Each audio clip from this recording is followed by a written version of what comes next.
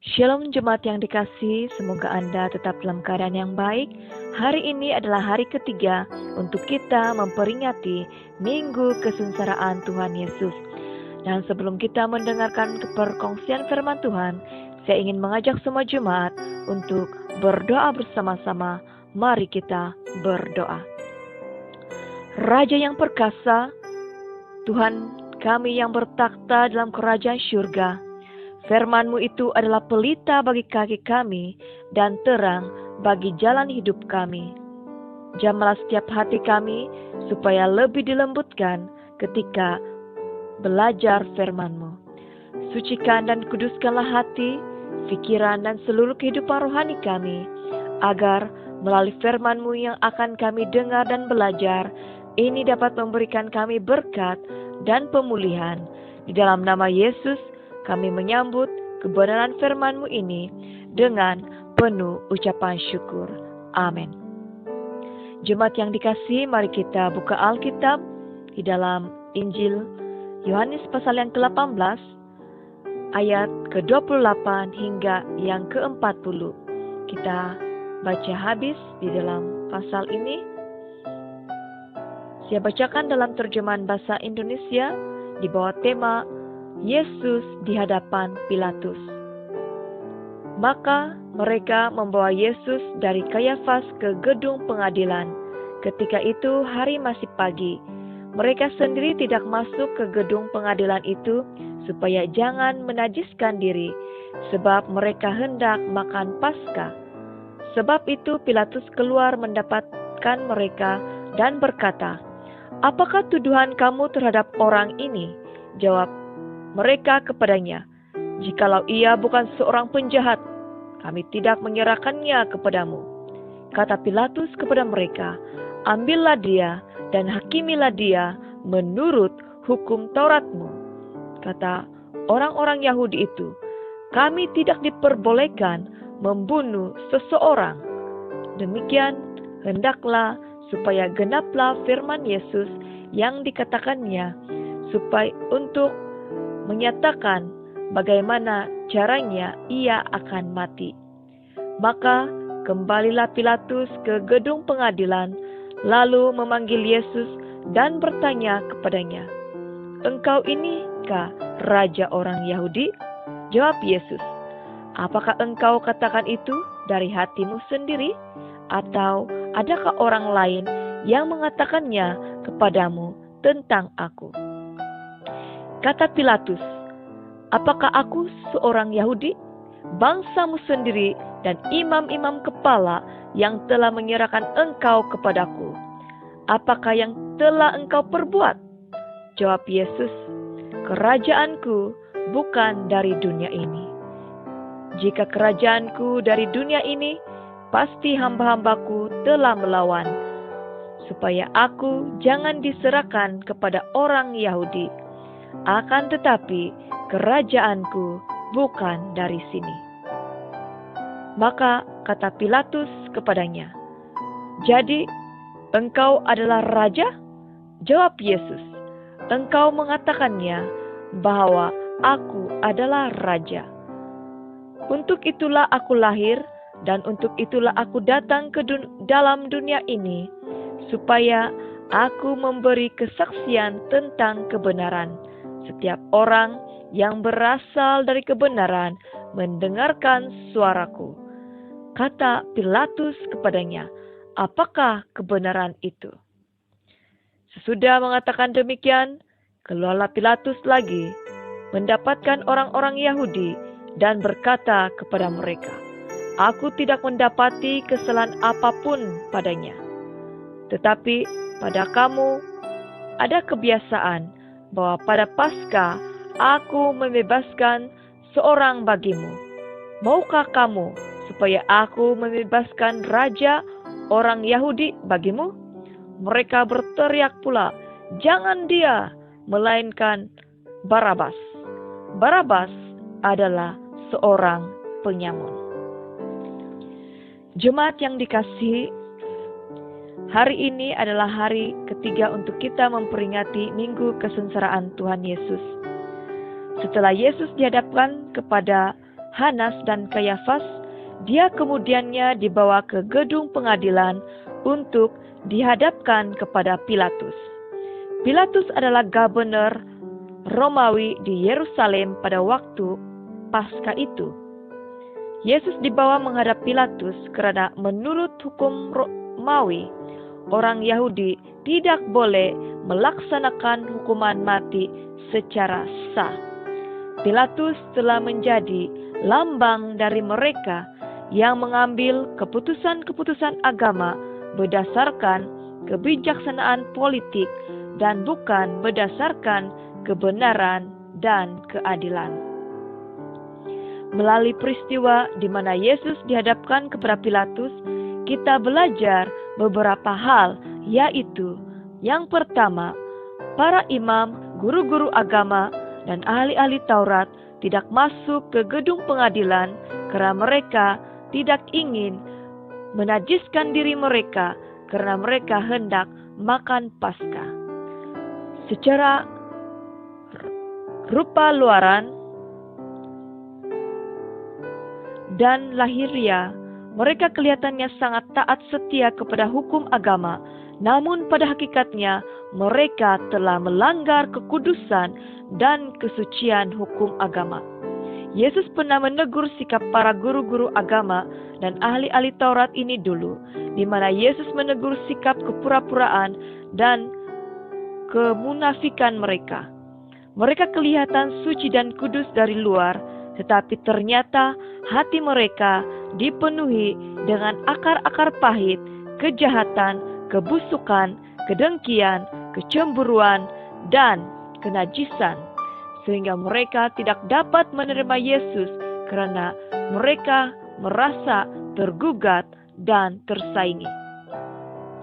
Apabila kita dikuasai oleh roh cemburu, maka berhati-hatilah karena kuasa kegelapan akan menggunakan itu untuk memperalatkan kita bagi menjatuhkan sesama kita. Walaupun mereka sebenarnya tidak mendapati apa-apa bukti kesalahan pun terhadap Yesus, tetapi karena kebencian, kemarahan, kedengkian, dan kecemburuan yang menguasai hati mereka, akhirnya mereka bertekad untuk menyingkirkan Yesus. Apabila kita tidak menjaga hati kita dengan sebaik mungkin, maka ianya akan mempengaruhi pikiran dan perbuatan kita. Kita harus menjaga hati kita karena disitulah terpancar sinar kehidupan. Yang kedua, ketika Pilatus menyual Yesus, dia ingin mengetahui apa punca Yesus ditangkap dan dihadapkan kepadanya. Pilatus menyual Yesus dengan sangat teliti sekali. Di sini kita belajar bahwa apabila kita menangani sesuatu hal, kita harus mendengar sendiri daripada orang yang dituduh dan bukan setakat mendengar dari mulut orang lain. Kita harus mendengarkan kedua-dua belah pihak secara adil, saksama, tulus, dan tidak berkompromi. Yang ketiga, ketika Yesus disoal oleh Pilatus, Yesus tetap menghormati Pilatus dan menyatakan apa yang benar. Yesus menggunakan kesempatan yang ada bersama-sama dengan Pilatus untuk memberitakan kebenaran firman Tuhan. Yesus tidak takut karena dia di pihak yang benar. Kita juga harus menggunakan setiap kesempatan yang ada untuk menginjil orang lain, walaupun dalam situasi yang sukar dan susah. Pilatus tidak mendapati apa-apapun kesalahan terhadap Yesus, maka Pilatus berusaha untuk menolong dan ingin membebaskan Yesus. Tetapi orang-orang Yahudi tetap berkeras untuk membunuh Yesus. Menurut kebiasaan orang Yahudi, pada hari Paskah akan ada seorang tawanan yang akan dibebaskan dan diberikan kesempatan untuk menjalani kehidupan seperti biasa.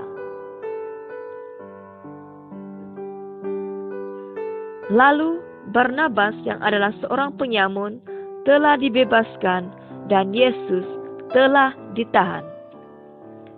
Melalui Yesus, Dia membuka ruang kepada Barnabas untuk dibebaskan.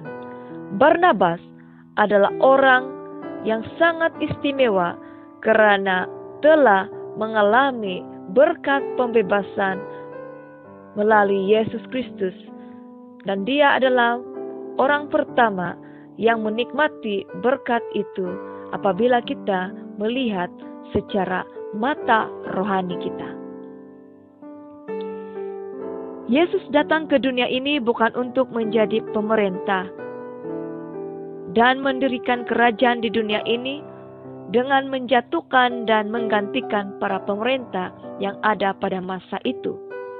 Yesus tidak datang dengan kekerasan, pemberontakan, dan angkat pedang untuk berperang secara jasmani. Tetapi Yesus datang ke dunia ini untuk menjadi juru selamat bagi kita semua dan untuk menyatakan kebenaran bagi semua orang. Dengan hidup dalam kebenaran, kita akan dipulihkan, dimerdekakan, dan mendapat kehidupan yang baru. Yesuslah sumber kebenaran yang telah menyelamatkan kita semua. Kebenaran harus disertai dengan kasih agar dapat menjangkau jiwa-jiwa yang terhilang.